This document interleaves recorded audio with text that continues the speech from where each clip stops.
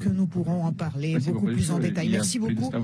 Et je passe la parole au président de transition du Mali, Assimi Goïté.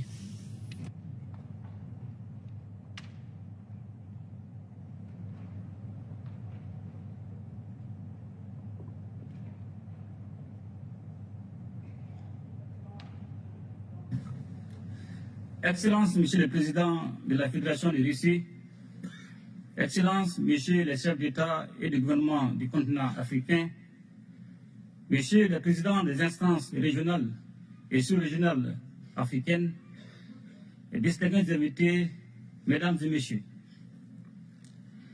Et je voudrais tout d'abord saluer et remercier Son Excellence M. Vladimir Poutine, Président de la Fédération de Russie, et l'ensemble du gouvernement de la Fédération de Russie et au comité d'organisation pour l'invitation qui m'a été adressée et pour l'accueil combien chaleureux qui a été réservé à ma délégation à l'occasion de ce deuxième grand rendez-vous Russie-Afrique à Saint-Pétersbourg, ville-pont chargée d'histoire.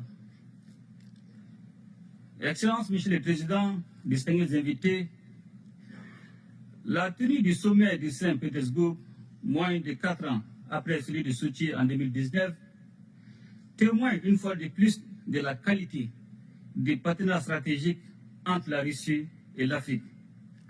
Un partenariat fondé sur une amitié de longue date, la sincérité, le respect mutuel, toutes choses qui impriment un caractère spécial à nos relations.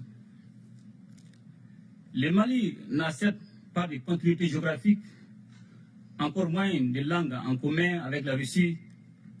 Cependant, nos deux pays entretiennent de solides relations d'amitié et de coopération depuis 1960, date de l'accession de notre pays à l'indépendance. En dépit des bouleversements intervenus, nos relations se sont densifiées et diversifiées avec des succès et des réalisations dans les domaines stratégiques comme les infrastructures, l'agriculture, la santé, l'enseignement supérieur et la recherche scientifique, la géologie et les mines, ainsi que la défense et la sécurité.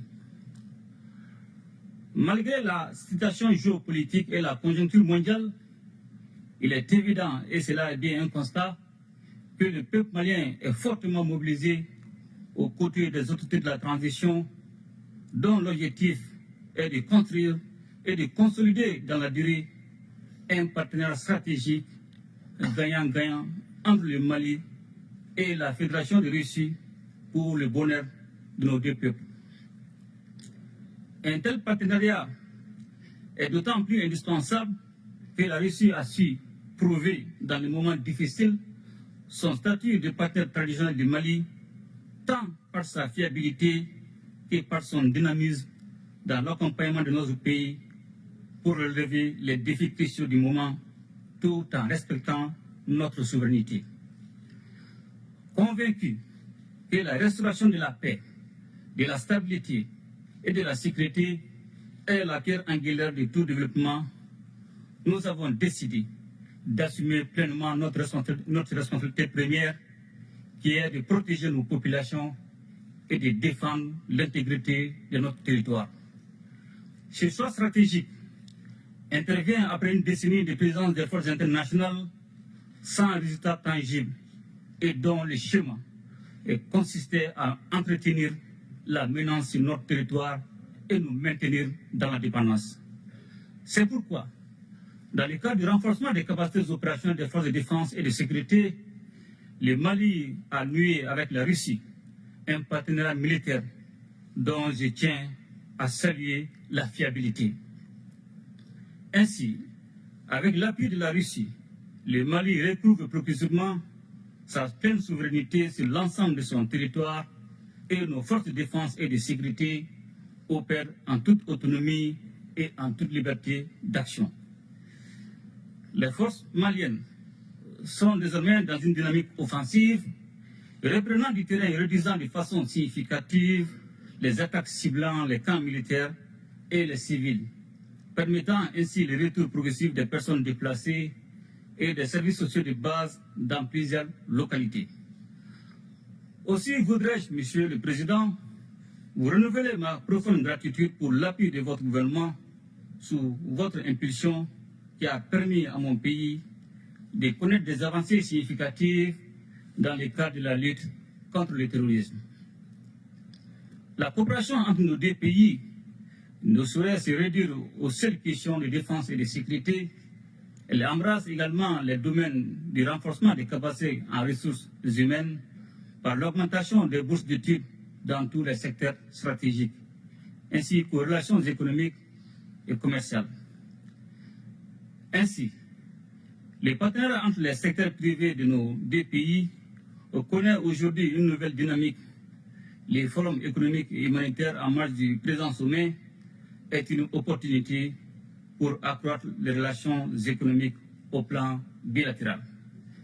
Monsieur le Président, Mesdames et Messieurs, profondément enracinés dans nos traditions sociales communes à de nombreux pays africains, les Maliens sont fiers de cette appartenance au continent africain, riche de sa diversité et baigné de traditions séculaires, d'égalité, d'équité, du respect de chaque société et des droits humains fondamentaux. Ce sont des valeurs, des principes et des expériences historiques de justice que nous partageons avec la Russie et qui font que notre partenariat est si spécial. Aujourd'hui, plus que jamais, les destins des peuples africains et russes sont liés. Cette interdépendance exige une réponse collective et appropriée aux défis auxquels nous devons ensemble faire face. Sans cette cohésion, l'affirmation de la souveraineté pleine et entière de nos États, la lutte contre le terrorisme et la pauvreté, de même que la promotion des droits et des libertés, ne peuvent être conduites efficacement. Comme vous le savez, la région du Sahel en général et le Mali en particulier est depuis quelques années en proie à une crise multidimensionnelle résultante de l'intervention de l'OTAN en Libye. Et cela a rendu plus vulnérables les populations déjà confrontées aux effets combinés des facteurs sécuritaires, sociopolitiques, économiques, climatiques, environnementaux et récemment sanitaires liés à la pandémie de la COVID-19. Je voudrais également saisir cette occasion pour remercier tous nos amis et partenaires qui continuent d'exprimer leur solidarité et leur soutien au pays du Sahel en vue de renforcer la résilience de nos populations face à l'insécurité alimentaire et nutritionnelle cyclique. Aussi voudrais-je, Monsieur le Président, encourager la reprise des discussions relatives à la conclusion d'un accord international juste et équitable permettant l'exportation des céréales à destination du continent africain. S'agissant du différend qui oppose la Russie à l'Ukraine, le Mali invite les médiations internationales à plus d'ouverture et de pragmatisme en vue de poursuivre et renforcer les efforts pour un règlement pacifique de la crise.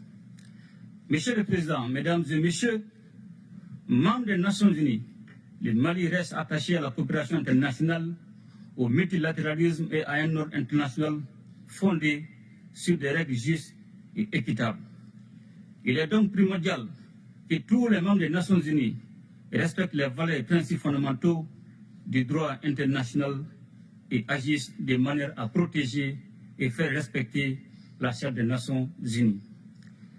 C'est la raison pour laquelle le Mali soutient l'initiative de la Russie, appelant à un nouveau consensus pour défendre les buts et principes de la Charte. La multiplication des crises et des conflits en dépit de l'implication de la communauté internationale plaide en faveur d'une nouvelle architecture de la sécurité internationale qui passera forcément par une réforme du Conseil de sécurité de l'ONU. Notre organisation commune doit s'adapter au monde multipolaire afin de conserver toute sa crédibilité. L'instrumentalisation et la politisation de la question des droits de l'homme doivent cesser, de même que le système deux poids, deux mesures. La question de l'élargissement du Conseil de sécurité est aujourd'hui un point majeur à l'ordre du jour de la réforme du système des Nations Unies.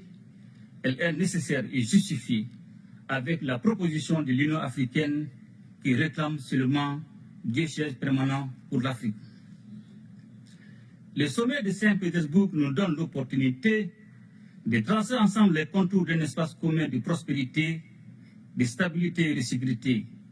Il reste entendu que ce cadre rénové sera élaboré sur la base des principes de respect mutuel, des relations d'égal à égal et des intérêts partagés au bénéfice de nos populations. Monsieur le Président, Mesdames et Messieurs, la situation économique mondiale est inquiétante. En effet, selon les prévisions, l'économie mondiale serait au bord de la récession en 2023. Cependant, nous avons des motifs d'espérance et demeurons particulièrement attentifs à une autre alternative qui se caractérise par l'émergence des BRICS. Les pays des BRICS se hissent au premier rang de l'économie mondiale et constituent des réponses fiables pour les continents sans contrepartie hypothéquant le développement de notre continent et l'épanouissement de nos populations.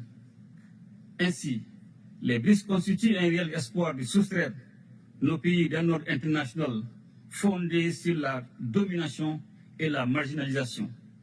C'est pourquoi le Mali soutient des initiatives telles que créer une banque de développement pour le financement des infrastructures ou encore offrir de nouveaux mécanismes et moyens de paiement internationaux.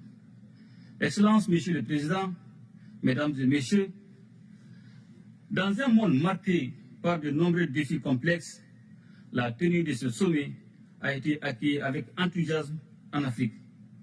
Et je suis persuadé que les conclusions courageuses et innovantes à la hauteur des enjeux du moment permettront d'aboutir à un partenariat rénové et revitalisé entre le continent et la Russie, exempt de désinformation. Je ne saurais terminer mon propos sans réaffirmer notre entière disponibilité à poursuivre et renforcer ces relations avec l'ensemble des partenaires sur la base du respect des 3 principes qui guident l'action publique en République du Mali, à savoir le respect de la souveraineté du Mali, le respect des choix stratégiques et des choix des partenaires opérés par le Mali, la défense des intérêts vitaux du peuple malien dans les décisions prises. De même, fidèle à son engagement panafricain, mon pays continuera à œuvrer au sein des organisations sous-régionales et régionales pour la réalisation de l'intégration africaine. Vive la coopération russo-africaine, vive l'amitié russo-malienne. Je vous remercie.